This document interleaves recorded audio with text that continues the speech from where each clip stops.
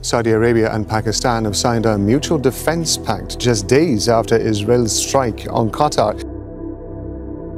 Arab Saudi akhirnya secara resmi menjalin aliansi pertahanan militer dengan Pakistan, salah satu dari 9 negara di dunia yang memiliki senjata nuklir.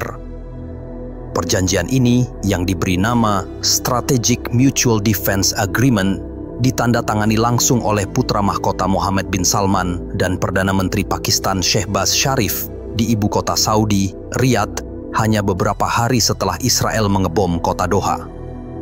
Serangan yang menewaskan anggota Hamas dan seorang petugas keamanan itu menjadi latar belakang yang menyulut lahirnya kesepakatan antara Riyadh dan Islamabad ini. Sebuah pesan jelas dari Mohammed bin Salman bahwa perlindungan Amerika tak lagi memuaskan dan sudah waktunya untuk menggandeng negara pemilik bom atom. Perjanjian ini yang mencerminkan komitmen bersama kedua negara untuk meningkatkan keamanan mereka dan mencapai keamanan serta perdamaian di kawasan dan dunia, bertujuan untuk mengembangkan aspek-aspek kerja sama pertahanan antara kedua negara dan memperkuat pencegahan bersama terhadap segala bentuk agresi. Perjanjian ini menyatakan bahwa setiap agresi terhadap salah satu negara akan dianggap sebagai agresi terhadap keduanya. Pakistan, negara yang dijuluki sebagai sahabat sejati bagi Cina, bukanlah mitra dagang yang sekedar saling berkirim kado di hari raya. Hubungan antara Pakistan dan Cina, yang oleh diplomat Islamabad kerap disebut all-weather friendship, persahabatan yang tak kenal musim, telah melahirkan berbagai proyek raksasa seperti proyek bernama China-Pakistan Economic Corridor atau CPEC, jaringan infrastruktur bernilai ratusan miliar dolar yang melintasi pegunungan dan gurun menghubungkan Laut Arab hingga daratan Cina. Dan kini, ketika Pakistan bergandengan tangan dengan Saudi, bobot aliansi itu menjelma menjadi fakta militer yang syarat akan konsekuensi. Strategic Mutual Defense Agreement, nama perjanjian itu, menegaskan setiap serangan terhadap Riyadh akan diperlakukan sebagai serangan terhadap Islamabad, dan begitu pula sebaliknya. Artinya, ancaman terhadap Saudi bukan lagi hanya urusan negara-negara Teluk, tetapi urusan sebuah negara bersenjata nuklir dengan dukungan Cina di belakangnya. Beberapa pejabat Amerika mengakui bahwa kebijakan Saudi saat ini adalah bentuk adaptasi terhadap berubahnya dinamika keamanan di Timur Tengah, di mana Amerika tidak lagi bisa diandalkan sebagai penjaga keamanan tunggal, sehingga negara-negara seperti Saudi harus mencari cara lain untuk melindungi diri. The Wall Street Journal menyatakan, Saudi Arabia seeks new security alliances as trust in US erodes. Arab Saudi mencari aliansi keamanan baru di tengah terkikisnya kepercayaan terhadap Amerika Serikat. Bahkan pada halaman Financial Times disebutkan, kesepakatan dengan Islamabad yang memiliki senjata nuklir muncul setelah negara-negara Teluk khawatir dengan serangan Israel terhadap para pemimpin Hamas di Doha. Kami berharap ini akan memperkuat pencegahan kami. Agresi terhadap yang satu adalah agresi terhadap yang lain. Ini adalah perjanjian pertahanan komprehensif yang akan menggunakan semua cara defensif dan militer yang dianggap perlu, tergantung pada ancaman spesifiknya. Ujar seorang pejabat senior Saudi kepada Financial Times. Perlu diketahui, Saudi Arabia sendiri sedang mengembangkan program nuklir sipil untuk energi yang diawasi ketat oleh IAEA atau Badan Energi Atom Internasional. Bahkan, Mohammed bin Salman pernah berkata bila Iran punya bom atom, maka Saudi pun tak akan ragu untuk juga memilikinya. Disinilah kehadiran Pakistan menjadi sangat penting. Sejak tahun 1970-an, ribuan perwira Saudi dilatih di Akademi Militer Pakistan dan pasukan Pakistan pun kerap dikerahkan menjaga instalasi di wilayah kerajaan. Namun kali ini mereka tidak hanya berbicara soal pelatihan rutin atau pengiriman pasukan, tetapi bergerak maju, berbicara soal kolaborasi cyber, pertukaran intelijen, hingga pelatihan militer yang sangat intensif. Misalnya, Pakistan yang punya reputasi kuat dalam taktik perang dan penggunaan drone akan berbagi keahliannya dengan Saudi untuk menghadapi ancaman. Di sisi lain, Saudi dengan dana minyaknya yang amat melimpah menginvestasikan miliaran dolar untuk memodernisasi pertahanan Pakistan, termasuk pembangunan pangkalan laut. Sehingga dari sini lahirlah benang kuat yang mengencangkan simpul segitiga strategis antara Riyadh, Islamabad, dan Beijing. Segitiga timur, ketika Islamabad, Beijing, dan Riyadh menyatukan kekuatan.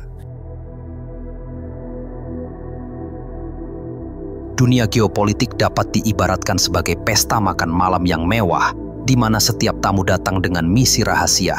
Ada yang ingin menjual properti, ada yang mencari calon menantu, dan ada pula yang hanya ingin memastikan tetangganya tidak mendapat bagian kue terbesar. Namun dalam pesta abad ke-21 ini, 3 tamu khusus, yaitu Pakistan, China, dan Arab Saudi, telah menemukan cara unik untuk tidak hanya duduk di meja yang sama, tapi juga berbagi resep rahasia yang membuat tamu-tamu lain mulai gelisah. Sejarah kemitraan mereka bukanlah perjalanan cinta yang manis seperti dalam novel roman, melainkan sebuah triangulation yang dibangun di atas minyak, senjata, dan sedikit kecerdikan diplomatik yang bisa membuat Sun Tzu tersenyum bangga dari alam baka. Mari kita mulai dari sejarah yang paling klasik.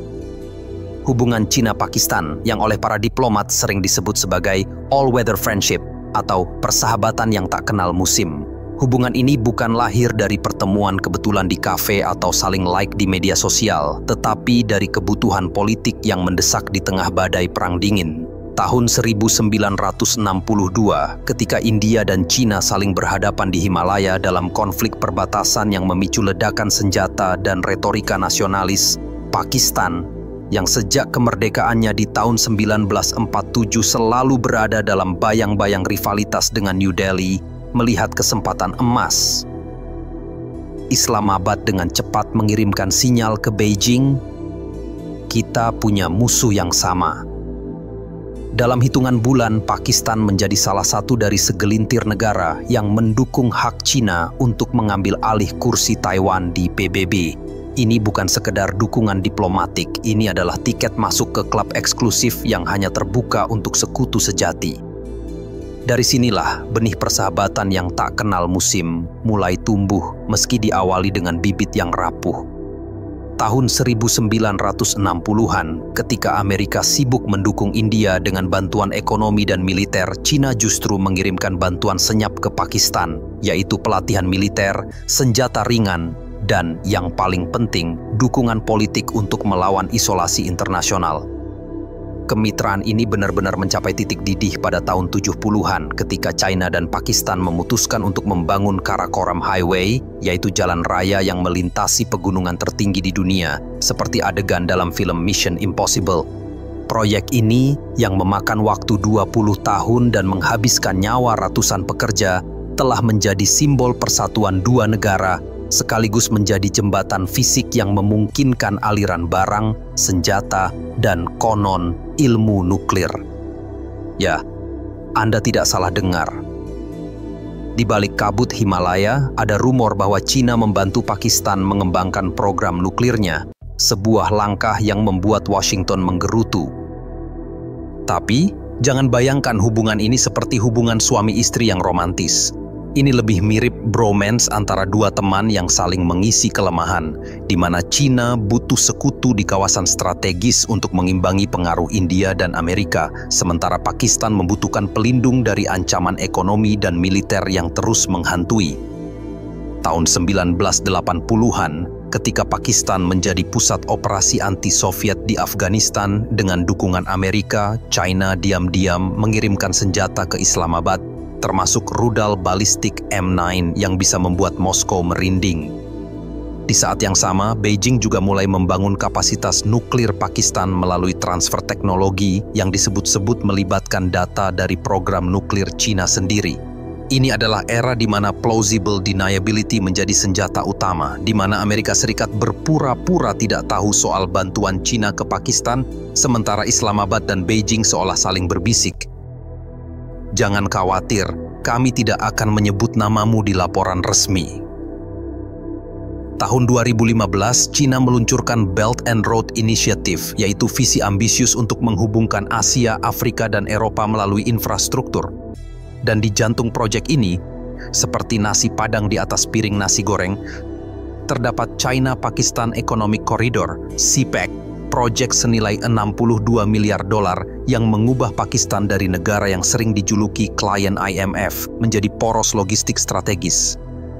CPEC bukan sekedar jalan tol dan pembangkit listrik. Ini adalah jaringan yang menghubungkan pelabuhan Gwadar di Pakistan ke wilayah Xinjiang di Cina, memotong jalur perdagangan dari 45 hari menjadi 10 hari. Bayangkan, kapal kargo dari Shanghai bisa bersandar di Gwadar, lalu kontainer berisi smartphone dan mainan anak-anak dikirim ke daratan Cina melalui jalan yang dibangun oleh pekerja Pakistan, semua tanpa harus melewati Selat Malaka yang rawan bajak laut.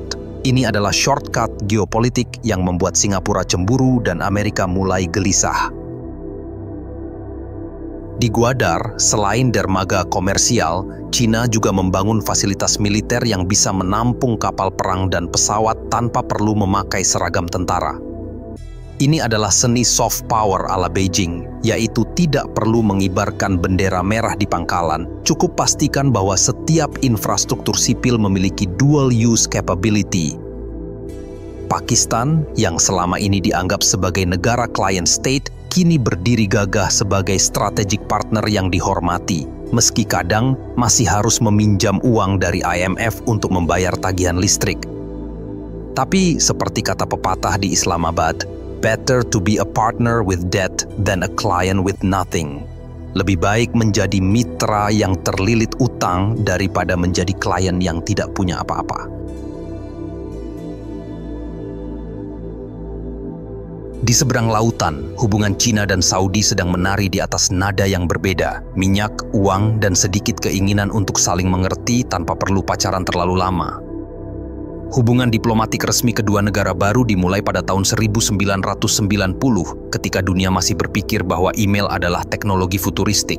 Tapi butuh waktu hingga tahun 2016 ketika putra mahkota Mohammed bin Salman, MBS, meluncurkan Vision 2030 untuk membuat hubungan ini benar-benar sizzle. MBS, yang dikenal sebagai pemimpin yang lebih suka berinvestasi daripada berdoa, melihat Cina sebagai mitra ideal untuk diversifikasi ekonomi Saudi, dari minyak ke teknologi, dari oil diplomacy ke digital diplomacy.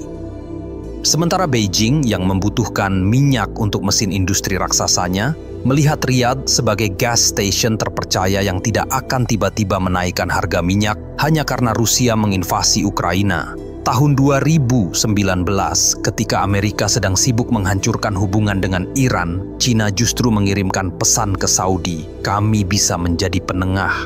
Dan tahun 2023, dengan bantuan Beijing, Riyadh, dan Teheran, yang selama puluhan tahun saling memandang seperti mantan kekasih yang bercerai dengan sengit, akhirnya sepakat untuk memulihkan hubungan diplomatik. Ini adalah momen di mana Cina membuktikan bahwa mereka bukan hanya penjual bangunan dan jalan tol, tapi juga matchmaker geopolitik yang sangat andal. Tapi jangan salah, di balik semua ini ada transaksi yang harus dikerjakan. Saudi telah menjadi eksportir minyak terbesar ke Cina selama lebih dari 1 dekade, menyuplai sekitar 18% kebutuhan energi negeri tirai bambu. Sebagai imbalannya, Beijing menawarkan investasi di proyek-proyek ambisius seperti NEOM, yaitu kota futuristik yang digagas MBS, yang konon akan dibangun di atas gurun pasir dengan teknologi artificial intelligence. Tapi yang paling mencuri perhatian adalah bagaimana Cina mulai memasuki wilayah yang dulu dianggap sebagai halaman belakang Amerika, pertahanan.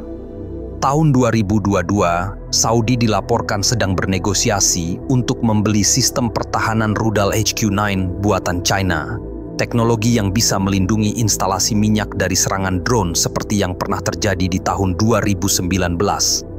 Ini adalah langkah berani mengingat selama puluhan tahun Riyadh selalu membeli sistem Patriot dari Amerika. Tapi, seperti kata seorang analis di Riyadh, Amerika selalu mengirimkan tagihan dengan catatan kaki berupa syarat politik, sedangkan Cina hanya mengirimkan tagihan tanpa komentar. Dalam dunia di mana real politik lebih berharga daripada retorika, hal seperti ini adalah nilai jual yang tak ternilai. Hubungan Pakistan dan Saudi yang sering diabaikan dalam analisis geopolitik adalah kisah cinta yang dimulai dari panggilan agama dan berakhir dengan cek kosong. Sejak kemerdekaan Pakistan tahun 1947, Riyadh telah menjadi sponsor spiritual bagi Islamabad, memberikan dukungan finansial untuk pembangunan masjid, sekolah Islam, dan bahkan pembiayaan haji. Tapi, hubungan ini bukan hanya soal agama, ini juga tentang keamanan. Tahun 70-an, ketika Pakistan sedang berperang dengan India, Saudi memberikan pinjaman minyak tanpa bunga yang menyelamatkan ekonomi Islamabad dari kebangkrutan. Sebagai imbalannya, Riyadh meminta sesuatu yang lebih berharga, yaitu pasukan keamanan Pakistan untuk melindungi instalasi minyak dan keluarga kerajaan. Selama puluhan tahun, ribuan tentara Pakistan yang oleh masyarakat Saudi dijuluki pasukan putih karena seragam mereka telah berjaga di gurun pasir Arab, menjaga keamanan seperti penjaga toko emas di pasar malam. Tapi, hubungan ini tidak selalu mulus seperti permukaan gurun pasir. Tahun 1990-an, ketika Pakistan sedang berada di ambang krisis ekonomi, Riyadh memutuskan untuk mengurangi bantuan finansialnya, membuat Islamabad harus merayu Beijing untuk mengisi kekosongan. Ini adalah momen di mana triangulation mulai terbentuk, bahwa ketika Saudi mundur selangkah, Cina maju 2 langkah. Namun sekitar tahun 2010, dengan munculnya MBS yang ambisius karena masih terlalu muda, hubungan Pakistan dan Saudi kembali menghangat. Riyadh membutuhkan sekutu militer yang bisa diandalkan, dan Pakistan dengan pasukan terlatih dan pengalaman bertempur di medan perang adalah kandidat sempurna. Yang membuat hubungan ini semakin menarik adalah bagaimana Cina menjadi invisible threat yang menghubungkan keduanya. Saat Pakistan membutuhkan dana untuk memodernisasi militernya, Riyadh memberikan pinjaman. Saat Saudi membutuhkan teknologi pertahanan canggih, Cina menyediakannya melalui Pakistan. Ini adalah triangular trade yang sempurna. Uang Saudi mengalir ke Pakistan, teknologi China mengalir ke Saudi, dan Pakistan menjadi middleman yang mendapat komisi dalam bentuk keamanan dan investasi. Seperti dalam permainan catur, setiap pihak tahu bahwa kemenangan terbesar bukanlah mengalahkan lawan, tapi memastikan bahwa semua pihak tetap butuh satu sama lain. Tapi, jangan bayangkan hubungan ini seperti three-way hug yang hangat. Ada gesekan yang sering tersembunyi di balik layar. Tahun 2021, ketika Pakistan mencoba menengahi perdamaian antara Saudi dan Iran, Riyadh hampir saja memutuskan hubungan dengan Islamabad. Tapi Cina dengan diplomasi silent but deadly-nya berhasil meredakan situasi dengan mengingatkan Riyadh bahwa stabilitas Pakistan adalah kunci untuk kesuksesan CPEC. Yang paling mengagumkan adalah bagaimana ketiga negara ini telah menciptakan ekosistem kemitraan yang saling menguntungkan tanpa perlu mengucapkan janji setia. Cina mendapat akses ke Timur Tengah melalui Pakistan dan Saudi. Saudi mendapat keamanan melalui Pakistan dan teknologi dari China. Pakistan mendapat uang dari Saudi dan infrastruktur dari China. Ini adalah win-win-win situation yang jarang terjadi dalam dunia yang penuh dengan zero-sum game. Bahkan, ketika Amerika mencoba memecah belah dengan ancaman sanksi atau janji bantuan, ketiganya tetap kompak seperti trio musisi yang sudah lama bermain bersama. Di tengah semua ini, satu hal yang sering terlupakan adalah peran budaya dalam memperkuat hubungan ini. Di Islamabad, restoran Cina semakin populer dengan menu chop suey yang dimodifikasi dengan bumbu Pakistan. Di Riyadh, acara budaya Cina seperti Lion Dance kini menjadi bagian dari festival musim dingin. Sementara di Beijing, masakan Arab seperti kapsa mulai menggeser popularitas hotpot. Ini adalah soft power yang tidak perlu diumbar di media. Ketika lidah Anda terbiasa dengan rasa makanan negara lain, pikiran Anda akan lebih terbuka untuk bekerja sama. Diplomasi itu seperti masakan, terlalu asin jika dipaksa, tapi sempurna jika dibagikan dengan tulus. Di akhir hari, sejarah kemitraan Pakistan-Cina-Saudi adalah perjalanan tentang bagaimana negara-negara yang sering dianggap sebagai underdogs bisa menciptakan kekuatan kolektif yang menggoyang tatanan global. Ini bukan tentang menjadi superpower seperti Amerika atau Rusia. Ini tentang menjadi smart power yang tahu cara memanfaatkan kelemahan sebagai kekuatan. Seperti kata seorang filsuf Pakistan yang mungkin tidak pernah ada, tapi terdengar keren jika dikutip. Di mana ada minyak, di situ ada jalan. Di mana ada kepercayaan, di situ ada masa depan. Dengan CPEC yang terus berkembang, dengan Saudi yang semakin dalam terlibat dalam Belt and Road Initiative, dan dengan Pakistan yang berusaha bangkit dari krisis ekonomi, kita hanya bisa menonton dengan popcorn di tangan sambil bertanya, apa langkah berikutnya dalam tarian geopolitik ini? Apakah China akan membantu Saudi membangun smart city di gurun pasir? Apakah Pakistan akan menjadi tuan rumah latihan militer bersama Saudi dan China?